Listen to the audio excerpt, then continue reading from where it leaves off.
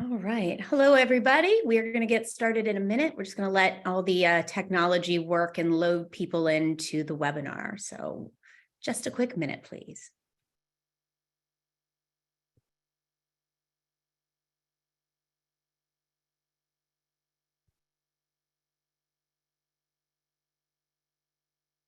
The number is climbing.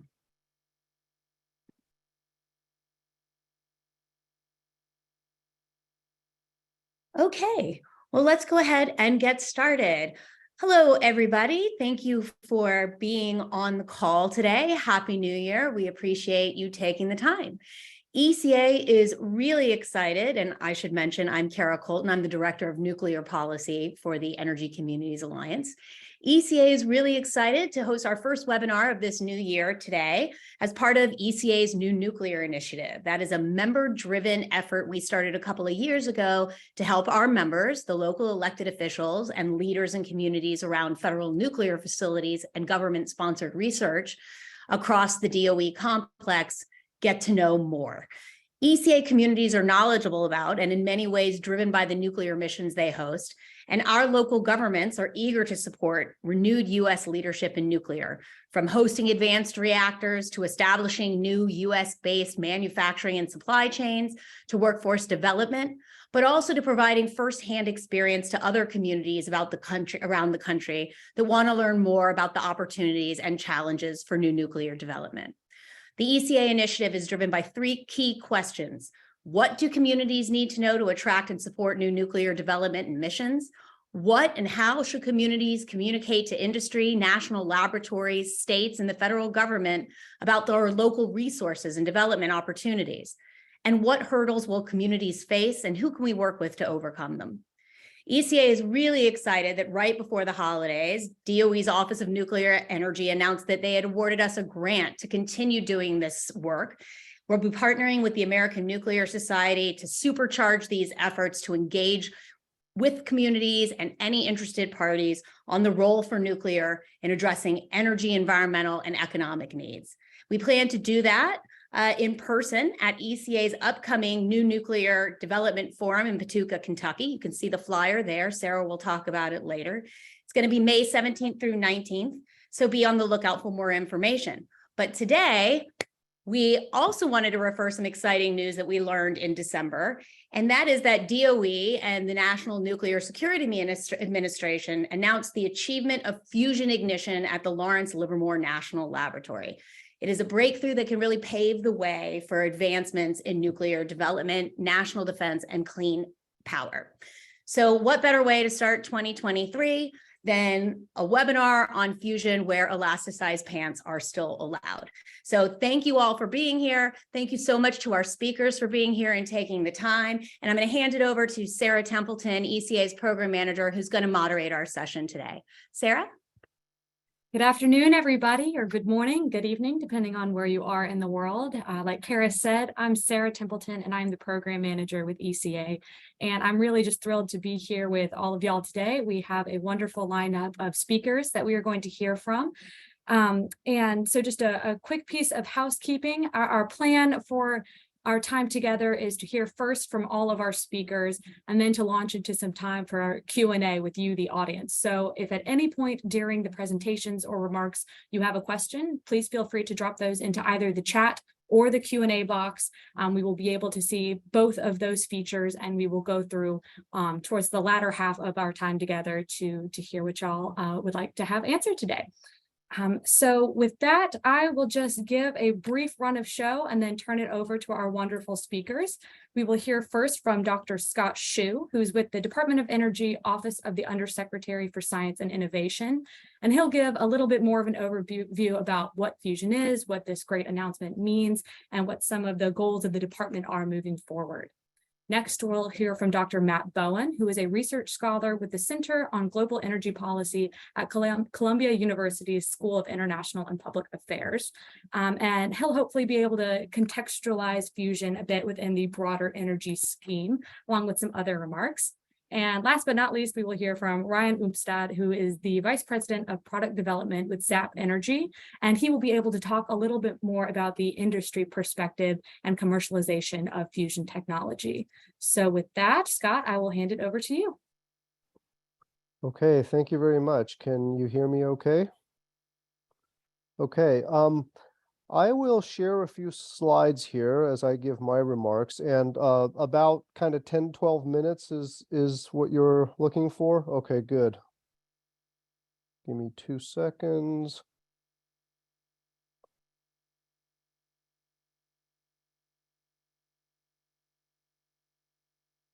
Okay, does that look okay? Okay, great. So again, I'm Scott Shue. I'm with the Department of Energy. I'm the lead fusion coordinator for the DOE, and here I've been invited to make some introductory remarks on fusion and what the DOE is doing in a very short time here. Okay, so first let me just start at the top. What is fusion? Fusion is the process that powers the sun and the stars. On the right-hand side, I show probably what is the most commonly pursued fusion reaction, and that is two isotopes of hydrogen, deuterium and tritium. When you get that to high temperatures, it has a good chance of fusing into helium and a neutron. This is the deuterium-tritium fusion reaction. And what I'll point out is that tritium is not naturally abundant, and therefore you use that 14 MeV neutron to react with a lithium to create more tritium, and that is your closed fuel cycle. I would also mention that there are other fusion reactions, such as deuterium and helium-3, as well as proton and boron-11. These reactions have several advantages over DT fusion, but they're also harder to achieve because it requires much higher temperatures. But there are also developers pursuing those reactions as well. And just for scale and why one of the reasons everyone is interested in fusion is its energy density. So for example, 1.5 quote unquote train cars of mass of deuterium and lithium, which is about 200 tons, if you were to fuse that amount of fuel, you would be able to supply 1 year of electricity for the entire United States. And so the potential uses, benefits, and considerations for fusion energy. First of all, just this diagram shows fundamentally fusion is largely a heat source. So I've just kind of shown it generically, and like any heat source, you can hook it up to a heat exchanger and a steam turbine, and you can generate electricity. So indeed, probably most fusion developers are pursuing this as the first market application of fusion. Electricity generation, but also the heat could be used for industrial processes, the production of transportation fuels, and even things like desalination. Basically, anything that requires really a lot of energy, intense energy use, fusion could be a great solution for. And many of the potential benefits, of course, firm, on-demand, no carbon emissions, non-polluting. It's potentially globally scalable, low land use. You may be able to site it in or near cities. No risk of meltdown, no fissile materials, no long-lived radioactive waste. Of course, those are all the reasons people are excited about fusion. But of course, we want to be very open and transparent about some of the safety considerations, the risks of fusion. You know, nothing is risk-free. So you do have to contain the tritium, which is mildly radioactive. Tritium is basically a form of hydrogen, and therefore it's very light and tends to like to diffuse. And also the disposition of short-lived activated waste. The neutrons come out and strike the surrounding materials and will activate them so that they are mildly radioactive. And you do have to wait for those. So when the structural materials are, their service life is up to a certain point, and after that, they do need to cool off over a period of perhaps decades, up to 100 years. And then, of course, a fusion system will likely have the conventional risks of any large industrial facility, right? High pressure systems, electrical systems, etc.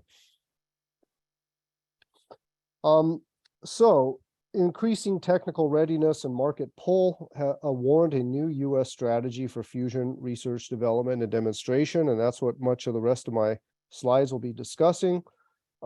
Sarah earlier mentioned the great result here on the National Ignition Facility. So fusion ignition was achieved. I'll just say a few brief words here.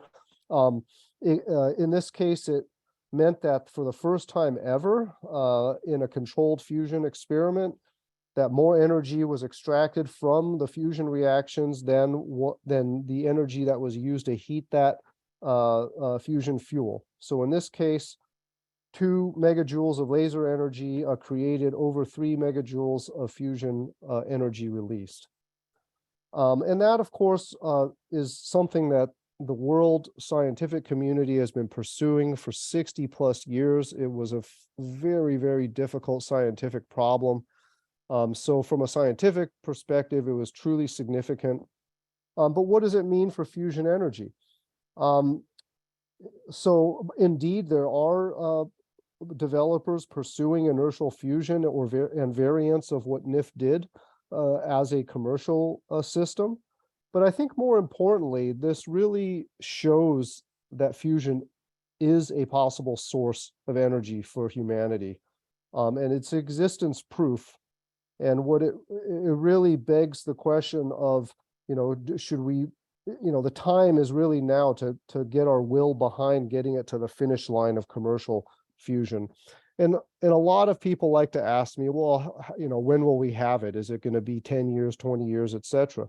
What I like to say is it's less a matter of time than it is of our collective will and how much investment we put toward it. The science was indeed probably the most difficult and unpredictable part. And now we need to pivot more toward a very hard engineering problems, but we know how to do engineering, and it really is a matter of will and investment. There are other examples of great accomplishments over the past few years, and just one other one I'll mention is the demonstration of a 20 Tesla magnet by Commonwealth Fusion Systems using high temperature superconductors. They're able to get to much higher magnetic field, which means they can do magnetic fusion at much smaller scale, which is also transformative for fusion because it really, really has the chance of dramatically lowering the cost of fusion. The plot on the right shows part of this change in landscape. In the blue bars, it shows over the past decade or so, the DOE Fusion Energy Sciences funding. It has hovered around the 500 million a year mark, climbing a little bit in recent years. But then you see the private funding has had some pretty good years, but 2021 was a very huge year. The 3 and 5 year moving averages of the private funding are now exceeding the DOE Fusion Energy Sciences funding. And so we really need to take advantage of this situation. This demonstrates very strong market interest in fusion energy. And so it makes sense for the government strategy to work with the private sector to accelerate the path toward commercial fusion. There was a White House summit in March 2022 where ambition was declared to develop a bold decadal vision to enable commercial fusion energy. At the White House summit, we discussed, had inclusive conversations about many things, but just quickly recognizing that fusion can help the world achieve net zero and ensure U.S. energy security and technological leadership. We celebrated decades of progress enabled by sustained public support. We recognize that fusion can distinguish itself as an energy technology by engaging the public from the outset in support of energy justice. And we heard from the ambitious private fusion sector working to deliver carbon-free energy on a timescale that matters. So what does this bold decadal vision want to achieve? And this is it in a nutshell. In this decade, we would like to work with the private sector to demonstrate net energy gain, hopefully by several promising approaches, and not just the energy gain out of the fuel, but even the energy gain out of the whole system when you account for the inefficiencies of heating the fuel. But also in parallel, we need to develop many other things, the materials, the fuel cycle, and other enabling technologies that will lead to, a reliable and economic and robust commercial system. If this is successful, then in the 2030s, we'll be in a position to build and operate the first pilot plants, and hopefully even potentially the first of a kind commercial plants. And that would put us in position then for aggressive commercial deployment throughout the decade following. And really the goal here that the White House ambition declares is we would like to be able to impact mid-century decarbonization targets. And this is the type of timescale you need to follow to do that. And underpinning all of this, of course, is we have to work in parallel to lay the groundwork for commercialization. This is a slide on the regulatory framework. The NRC has been tasked by law from Congress that they need to have a framework for fusion developed by 2027 or sooner. They are working hard on this. There are some links here. I'll send these slides around, and people who are interested can take a look. But basically, fusion is likely to be regulated fundamentally different than nuclear fission plants because of the inherently different risks, and I think most would argue risks of a lower magnitude. And DOE recently launched a milestone-based fusion development program where we will support private sector-led teams that are working to realize viable designs for a fusion pilot plant. And we are in the middle of reviewing applications, and hopefully we'll make announcements a bit later this year. But the idea here is to really harness that private sector capital and the market interest in fusion, and to help these ambitious private companies get to viable fusion pilot plant designs, either later this decade or early the next decade. And then finally, we need to work with people like you on a great number of other things in order to prepare the path to commercialization. I don't want to read this whole list. You guys can skim it real quick, but many of these very important needs require strong public engagement, requires very organic and grassroots efforts and interests, and that's why I'm really excited to be here to talk to you all today. And with that, I'll conclude, and would be happy look forward to the discussion. Thank you so much, Scott. All right, Matt, I will turn it over to you. Okay, thank you. It's a pleasure to be on a panel with Scott and Ryan, who are definitely real fusion experts. I've spent most of my career in the fission world, and that's kind of the lens through which I'm looking at this, and my comments will necessarily be pretty high level. Scott already kind of alluded to fusion's potential to provide low carbon heat, which could be used for conversion into electricity or non-power sector applications if the world's going to seriously try to meet some of these decarbonization targets by mid-century. The dispatchability of fusion power plants, like with fission power plants, is a valuable characteristic, and helping to stabilize power grids that we expect to see having a rising percentage of variable renewable energy use. And I used to work for National Renewable Energy Lab. I'm pro renewables, and I also support sort of advanced reactor demonstrations that are going on. Part of the reason for investing in these low carbon dispatchable or firm power resources is that wind and solar are variable, and in order to meet the kind of reliability metrics that utilities need to meet, some amount of dispatchable power generation is generally needed to keep the grids affordable under these deep decarbonization scenarios. Just to use one example, Princeton's Net Zero America report looked at 5 different deep decarbonization scenarios for the United States. For all 5 of them, in 2050, you had about 500 to 1,000 gigawatts worth of firm low carbon power, so not solar and wind. Today, the US electricity grid has a little over 800 gigawatts, but that's mostly fossil. So we have to have a huge change over the next 27 years. Today, only about a little over 100 gigawatts of that is low carbon firm power, and that's mostly nuclear. So that's a big question. If the United States decarbonizes, which is a big if, and Princeton's modeling is right, what exactly is going to make up those hundreds of gigawatts of firm low carbon power? So fusion could certainly be part of that. Whenever it becomes commercially available, and obviously if it's economical, what the economics turn out to be, I mean, I don't know, it seems uncertain. I was going to focus a couple of my remarks on some of the technical aspects of fusion energy that interest me and make me wonder whether it might be potentially, whether it might enjoy greater public acceptance than traditional nuclear power has, whether it could expand into regions of the United States or nations where traditional nuclear power has been less welcomed. So, all of the power reactors today are based on splitting atoms, as opposed to what we're talking about today, the merging of light ones, which is isotopes of hydrogen, to form heavier isotopes.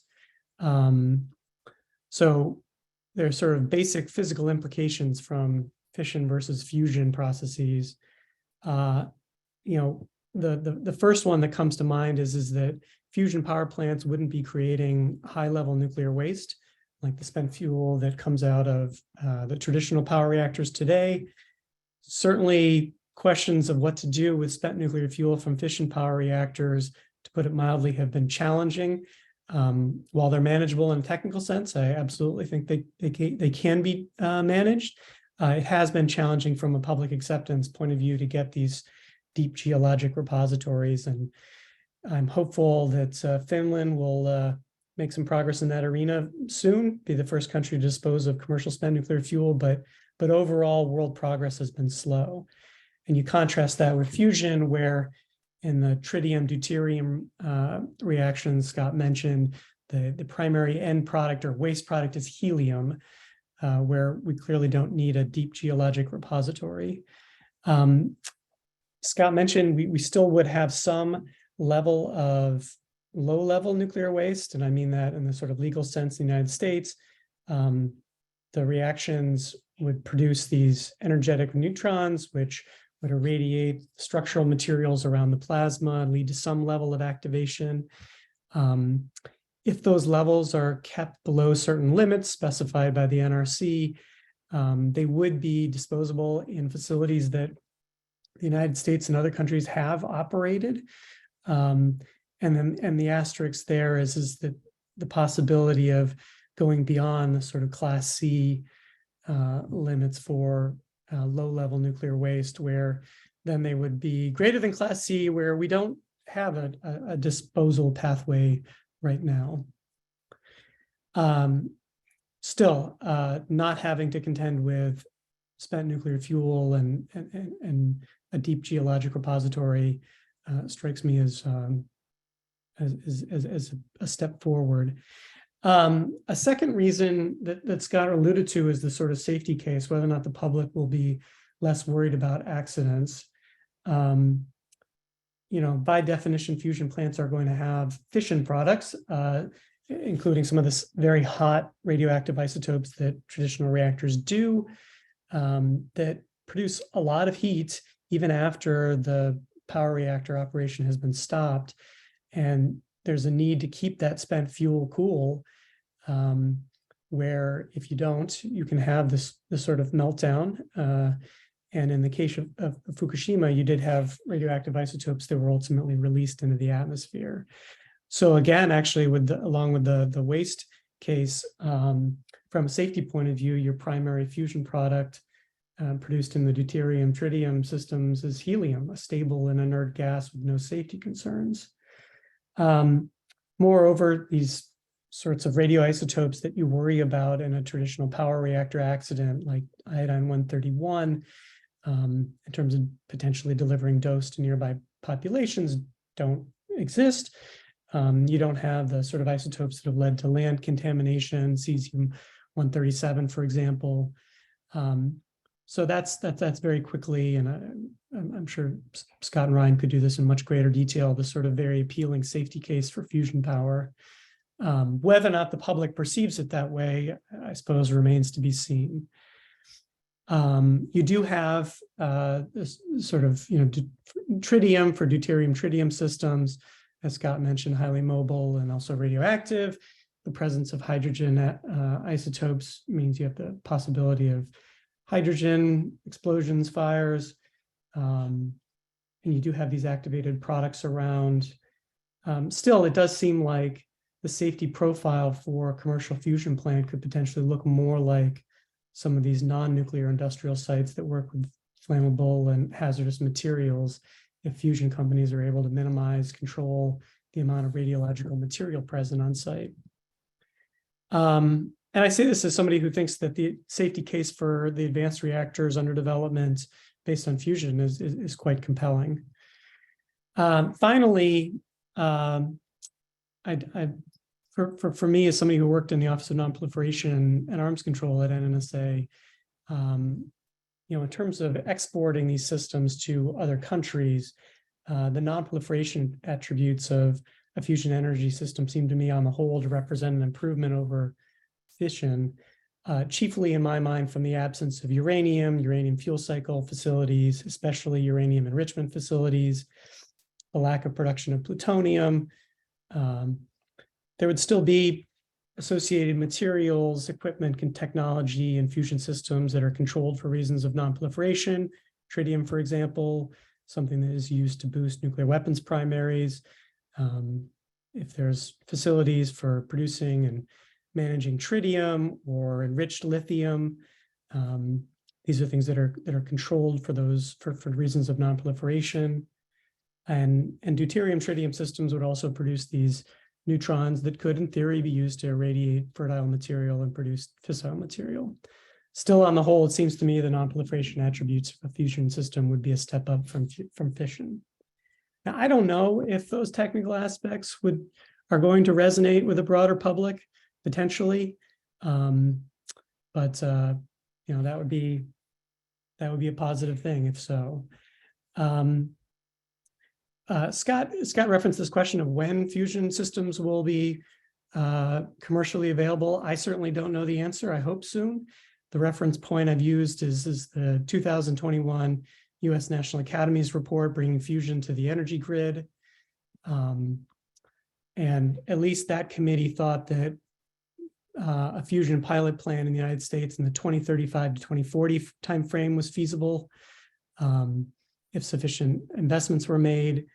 And if the key goals for that pilot plant were met, the NAS committee thought that the facility could provide the scientific, technological, and economic information that could then enable fusion power plant developers and utilities to move forward with a commercial fusion power plant. Among the aspects that NAS identified were the need to produce electricity from the heat generated, and in particular generate more electricity than it consumes. The pilot plant would also need to operate continuously for on the order of a year. Scott mentioned the White House declared ambitions to accelerate this timeline to the early 2030s, and the fusion industry certainly seems to believe that a pilot plant can be accomplished faster than the NAS report estimated. I don't know the answer, but again, I hope for the best. So I think I should probably stop there and turn it over to you. Thank you very much, Matt. I will turn it over to you, Ryan. Thanks much. Let's see if I can get this up.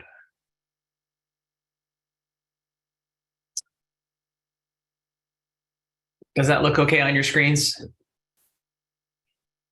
Yes. Wonderful. Thank you. Again, it's a pleasure to spend some time with you all today. Thanks for joining us. My name is Ryan Umstattd. I'm our Vice President for Product Development, and I have a true passion for the commercialization of fusion energy. I also know completely that I can't succeed in this journey without help from a lot of folks that are joining us here today. And what I mean by that is I know that I've got a lot of outreach to do. I've got a lot of conversations to have with various stakeholders. And I think a lot of it's going to involve not just, sharing information and being transparent, but also a lot of listening and answering questions, addressing issues. And so I view this as an opportunity to start part of that.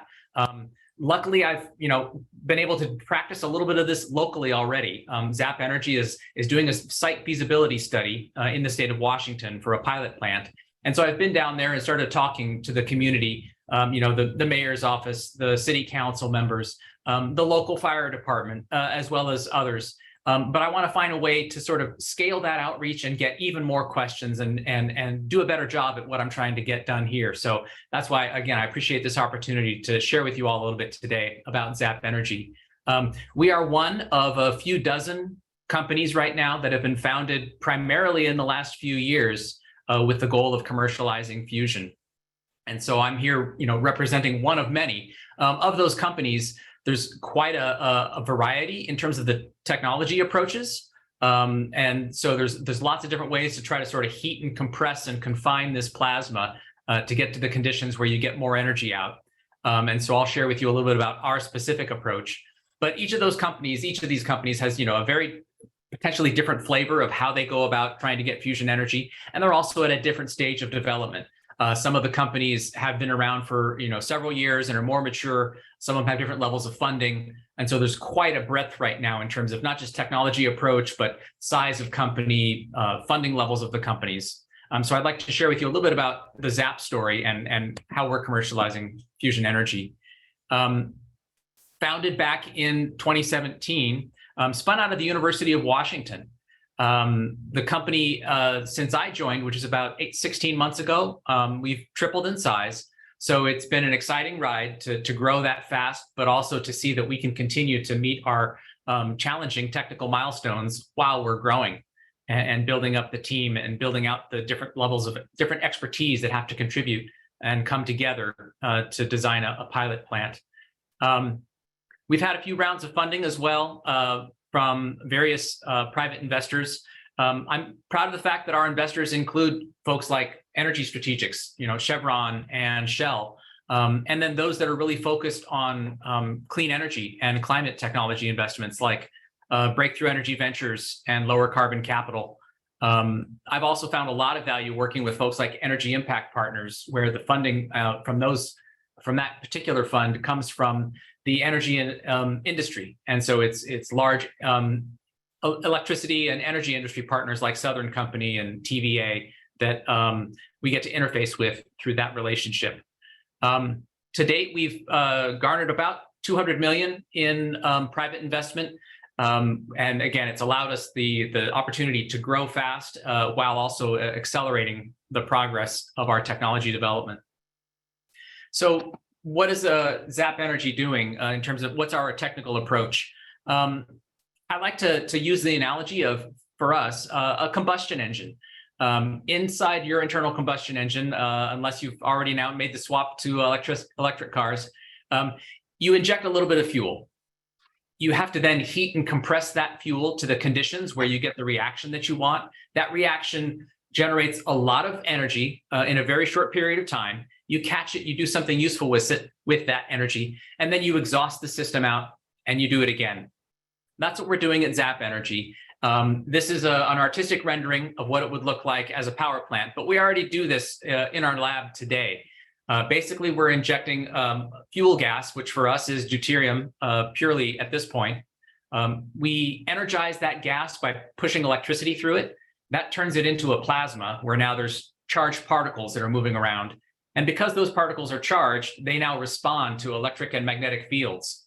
And so they get accelerated down the axis of this device where they turn a corner and they turn into a very long, skinny, thin pinch. This pinch is about half a meter in length. So about 1.5 feet in length. And that plasma is now getting heated and compressed by the amount of current that's flowing through it. It's got a magnetic field that helps squeeze on it to get us to the conditions where we've got dense enough and hot enough for a certain period of time that we can generate these fusion reactions. For us, we catch all that energy in what's shown here as a flowing liquid metal blanket. That liquid metal blanket catches all that energy, so it protects everything else from getting irradiated with neutrons. It becomes our heat transfer medium. As Scott mentioned earlier, we're now going to then use that to flow through a heat exchanger to drive a steam turbine and generate electricity. And it also contains some lithium in that blanket. As Scott mentioned earlier, you have to make tritium. And so we will be breeding some tritium inside that liquid metal blanket. Essentially, this process runs in our lab today. We can fire a shot every couple of minutes. At a power plant scale, we would need to be firing this shot several times a second. Speaking of which, let's see what it looks like a little bit in a power plant environment. So in this particular animation, again, we're running at several hertz, several times a second. So it looks almost like a glow. When we talk about safety, during operations, we're using shielding, much like you would have to use shielding if you were getting dental x-ray or if you were getting a CT scan. And so you need the shielding. There's no potential for a runaway or a chain reaction here, like with other nuclear forms. The amount of fuel inside that vacuum vessel is actually relatively small, and it's separated from the fuel tank. So again, back with the combustion engine analogy, the amount of energy in the fuel that's in your engine, quite small compared to the amount of energy that's stored in your fuel tank. And we keep those systems separate for good reason. If we lose the electricity to our system, it simply relaxes back into its normal gas state. So we don't need to have any sort of emergency response generators or active cooling to protect our system. And if the vacuum vessel breaks, air rushes in. Again, we do want to make sure that we keep all tritium on site. It is mildly radioactive and it should not be introduced into the environment, but we know how to manage that risk. And it's something that there are other locations, national labs and such, that have been managing quantities of tritium for many decades. And there's lots of expertise we can leverage there. So as long as we choose the right materials, as Scott mentioned, we can manage the quantities of radioactive waste and also its relative lifetime. And so again, that's an issue where we feel like if we do the right engineering, we can design in a suitable waste stream and a way of managing that. And so I thought that for this group, some of the key questions I'll repeat, because these are things that have come up when I speak with folks here in the state of Washington about fusion energy and pilot plants. As I mentioned, there's no potential for a runaway or a chain reaction. But because there are radioactive materials on site, you do need to have a certain site boundary such that if there were an accidental release of a small quantity of tritium, you can ensure that any sort of public dose is well below the limits prescribed by regulations. Scott mentioned that the NRC is looking at regulating fusion energy similar to how they would do what they call byproduct materials. This is also what applies to particle accelerators or large area irradiators. There's about 4,000 particle accelerators in the US today. We know how to regulate them and keep them safe. They're used for things like semiconductor processing or medical treatments.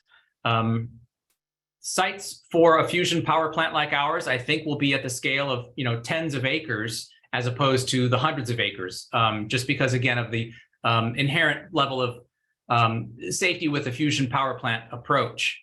It is going to, as we move on to sort of some of the benefits to the community, what kind of investment is made in the region. Several $100 million of investment are going to be needed to build a fusion pilot plant. It'll be in a variety of different forms, whether it's the construction costs or eventual operations. But I think, the most important feature of the jobs that would be created here is not necessarily the total numbers of jobs, but the quality of those jobs. For fusion to be a commercial power plant, it can't have a staff of hundreds or thousands. It's going to need to have a staff of dozens for it to be economically competitive. But those are, high quality, solid, long-term jobs that I think would be attractive to a lot of different communities within the US and globally. So as I kind of finish my remarks there, I'm keen on getting, feedback and questions and raising issues, anything about, what would it take for fusion to be welcomed within a community? or what would it take for what would cause fusion to be rejected by a community? Any lessons learned from other pilot plants or other energy projects in your regions would be welcome. And so with that, I'll stop my remarks, and I do look forward to hopefully meeting some of you all in person at Paducah in May. Thanks. Well, thank you so much, Ryan. Thank you, everybody. I think I can speak for all of us when I say that we're all going to come away from this webinar with a little bit or a lot of bit more knowledge about fusion and its wonderful future. So I will jump over now to our Q&A, and we have a question here that asks, can helium produced by fusion be sold commercially?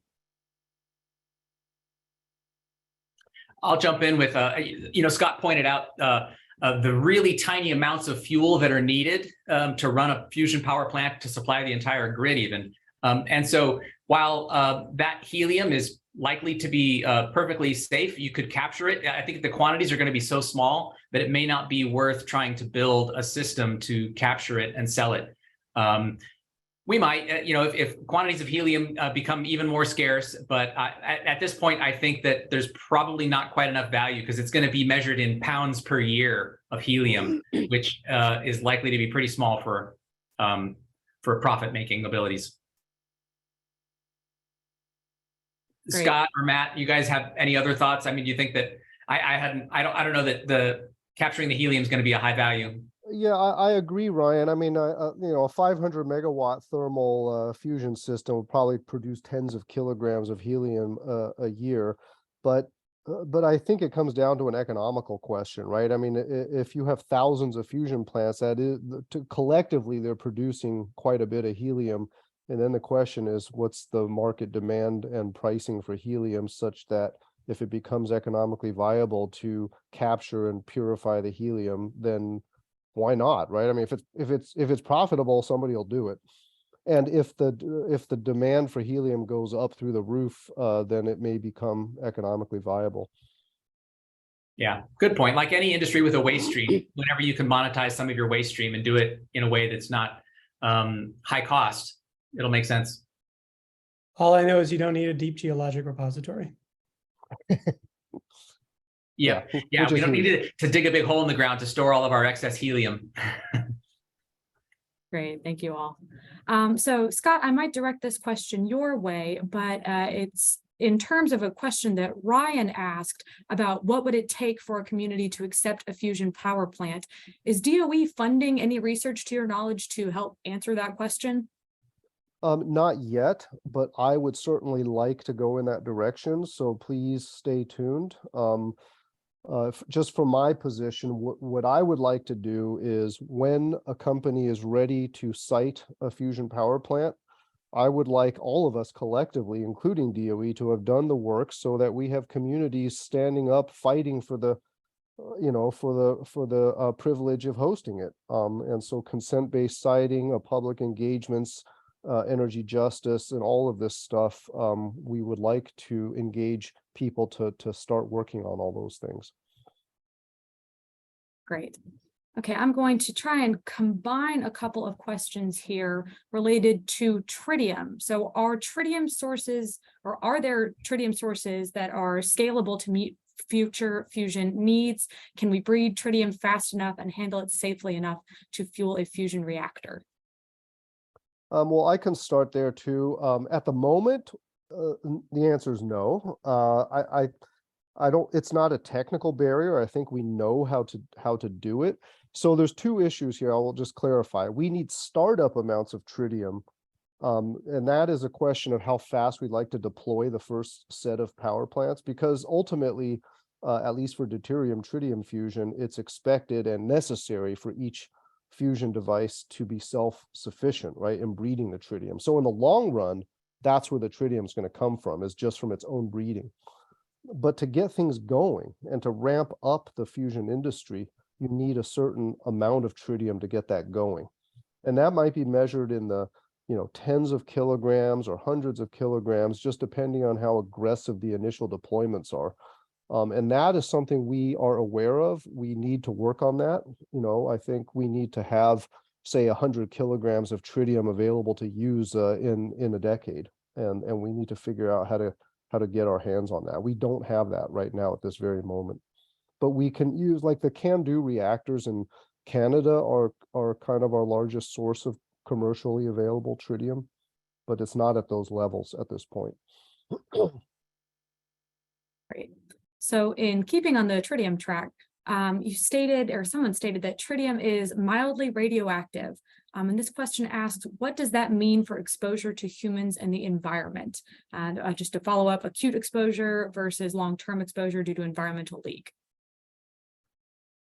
I can start there. I'll just first say I am by no means an expert on this, but fundamentally, tritium decays with a half-life of a little over 12 years. So in that sense, it's not a long-term thing. And also if I remember correctly, it's a beta decay, right? Maybe somebody can remind me. And so that actually is not itself is not very threatening. In fact, your skin will stop that. The real health concern of tritium is if you ingest it, because it can exchange places with regular hydrogen and water. And then if you drink the water, or if you eat it in some food, it can stay in your body for a longer period of time. And that can have some health effects.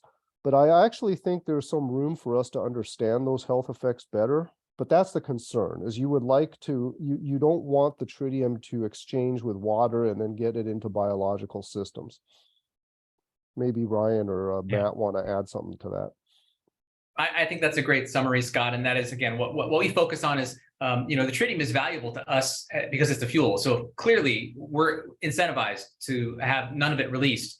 If it is released in gaseous form, ideally it goes up into the atmosphere. But some fraction of that might actually react with hydrogen or replace a hydrogen atom in a water molecule. So that's what we really, that's what needs to have the extra layer of protection on, is preventing any escaped tritium from becoming tritiated water, basically. And so that's where we would want to make sure that we've got very strict controls and monitors with regards to any water coming in or out of the plant.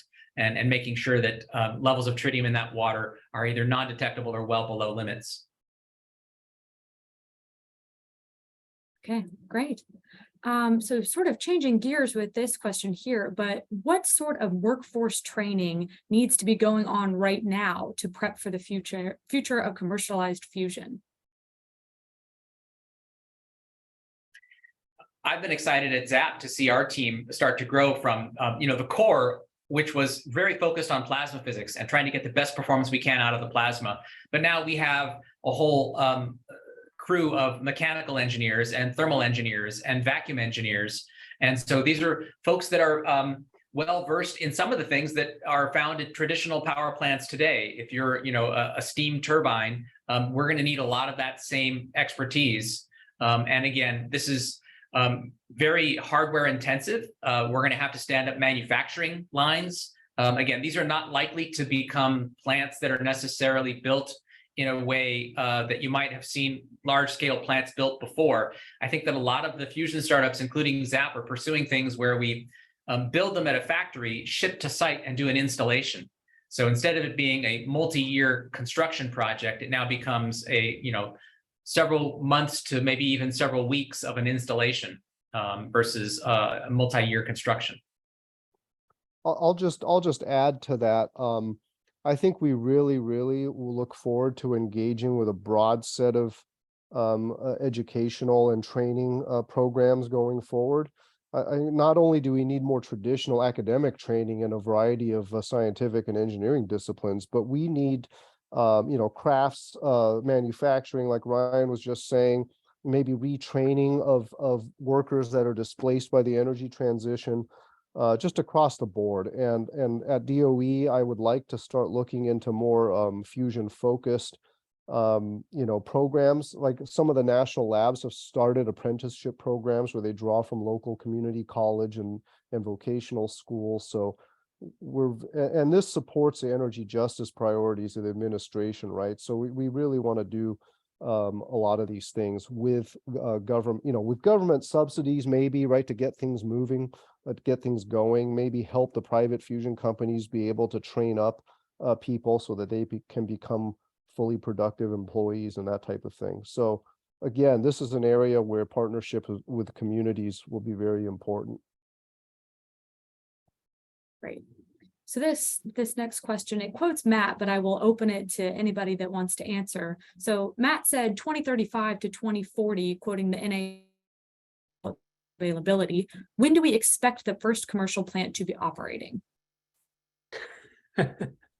Well, I'll say the same thing I said in my opening remarks. I don't know. I mean, I think the NAS, that was a judgment on their part, that committee, on a timeline they considered plausible given investment, and clearly industry thinks they can do it faster. And I don't know. I'm sort of agnostic as to whether or not commercial fusion will be here in the 2030s, 40s, or 50s.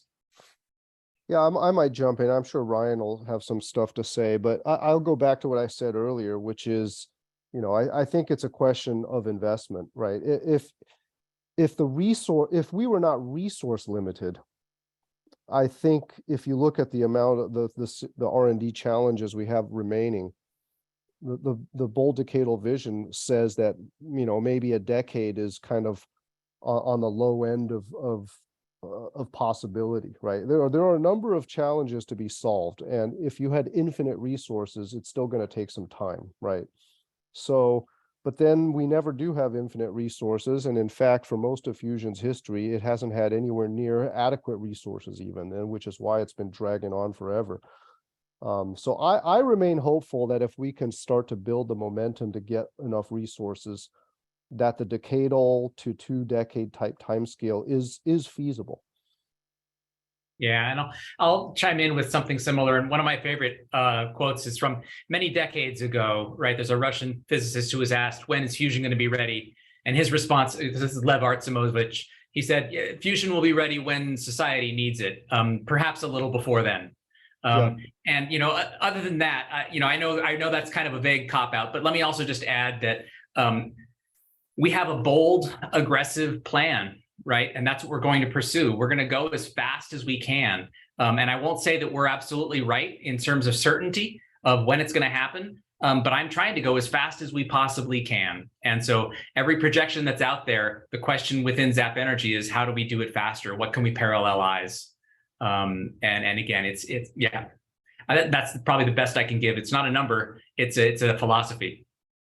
By the way, it looks like the question is quoting the NAS study for commercial availability. I just want to be clear.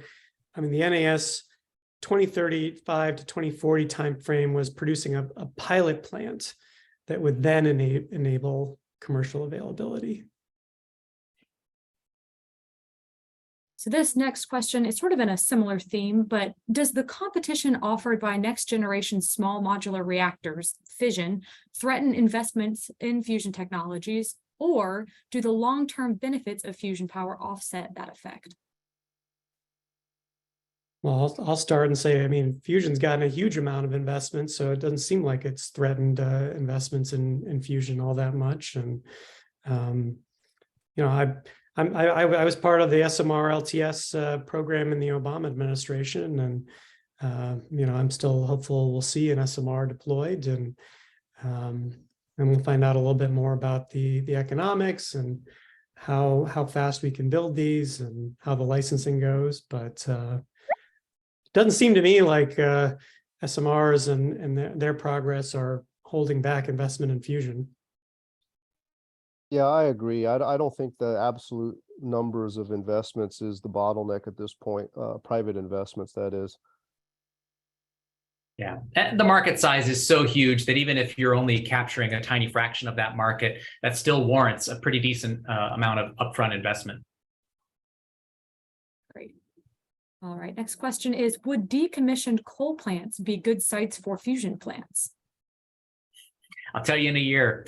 I've got a site feasibility study. The state of Washington has one and only one coal-fired power plant, and they are scheduled for shutdown in 2025. So Zap Energy has been working with TransAlta, the owner-operator, and we've got a good relationship. We're getting off on the right foot. We're starting to look at part of their site that was actually previously used for natural gas fired electricity.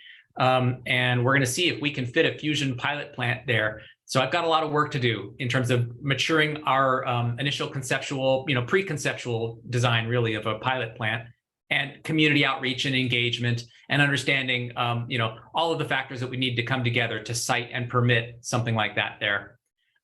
So I'm looking at that, but I also feel like brownfield opportunities where you're going into an existing power plant is a totally different business model than greenfield. So I have to go into this open-eyed and recognize that brownfield is also inherently a shrinking market. Every single one of them that you do, there's one less to do now, whereas greenfield potentially limitless in terms of where do you put them and how many. So definitely something we're looking at. Can I add that, going back to that Princeton study, they did estimates on the sort of new transmission capacity that would be needed to meet these different decarbonization scenarios. And, the scenario that had a greater, new nuclear builds where, a lot of these are going at brownfield sites where the transmission's already there, so you don't have to build new transmission.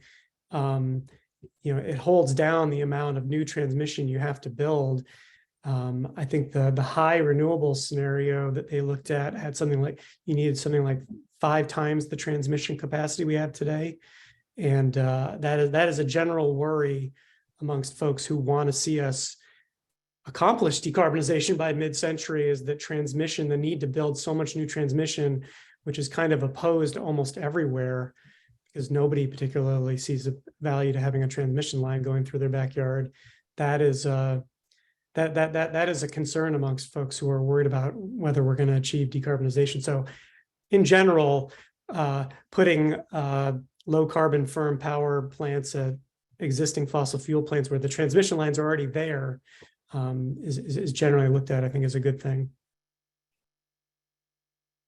Okay, great. So I think we have time for just maybe a couple more questions. And this is a good one, I think, coming off of this discussion about the energy transition. But somebody asked if you would please explain or maybe try to define what is energy justice.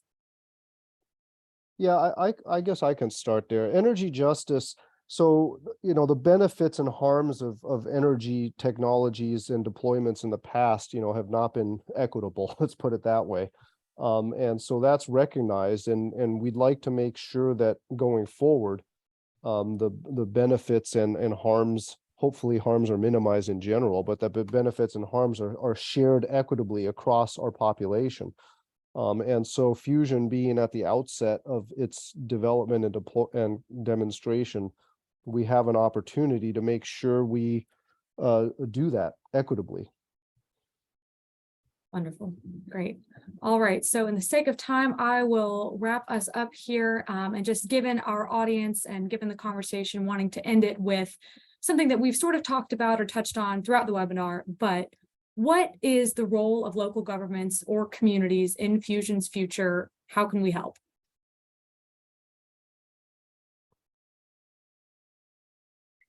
Part of what I've found already is the convening power, right? Whether you're federal government, state government, or local government, as a startup, if I call a meeting, people won't necessarily show up. But if it is a local government that's saying, hey, look, we need to have a city council meeting, or we're going to have some other community gathering, and there's a technology that may be interested in coming into the community, right? Because I wouldn't have thought myself to call the local fire chief and have him show up at the plant to hear the briefing about fusion, so that he could ask me the question of how do I respond if you guys have a fire at your pilot plant.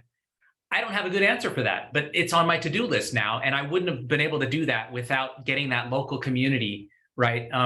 It just wasn't on my radar, and it should have been, right? And so that's how I think one of the ways that the local community and the governments can help technology developers like us.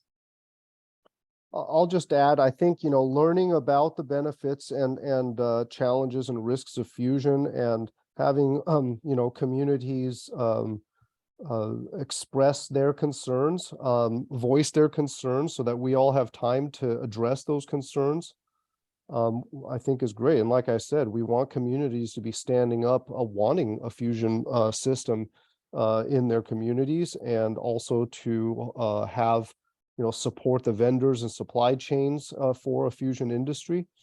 Also, I know we're at time, but I see this very last question here in the chat, and it's actually an important point. I mean, of course, we welcome allyship with the pro-nuclear community, but I think it's important also, please do not lump fusion with nuclear in general, because fusion should be regarded as its own energy technology and be treated that way. Its benefits and its risks are, its benefits are actually very similar to that of nuclear, but its risks are very different.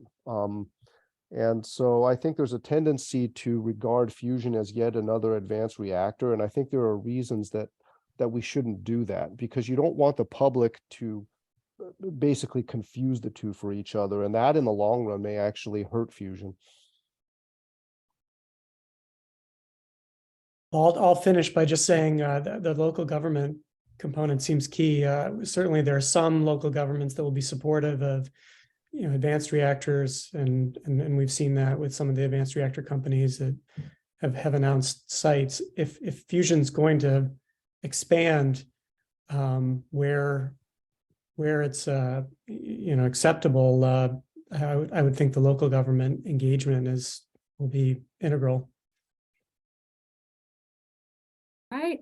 Well, thank you so much, everybody. To all of our speakers, thank you for your time and for your remarks. To our wonderful audience, thank you all so much for attending. And, as we started, so we shall end. I just wanted to plug ECA's upcoming meeting in Paducah, Kentucky, May 17th through 19th. You can see we've already got a great list of partners that we are working on this meeting with. We will hear from Dr. Katie Huff from the Office of Nuclear Energy. And really, this is just a great opportunity to come together and to discuss some of these issues about building capacity and opportunity when we're thinking about nuclear development. So we'll have registration information coming out soon. To stay up to date on everything, you can check out our website at www.energyca.org/events, or scan that QR code there. And if you have any questions, please feel free to reach out to either myself or Kara or anybody on the ECA team, and we are more than happy to address those. But other than that, I will just thank you all again so much, and have a great rest of your day. Thanks. Bye-bye. Bye-bye, everybody.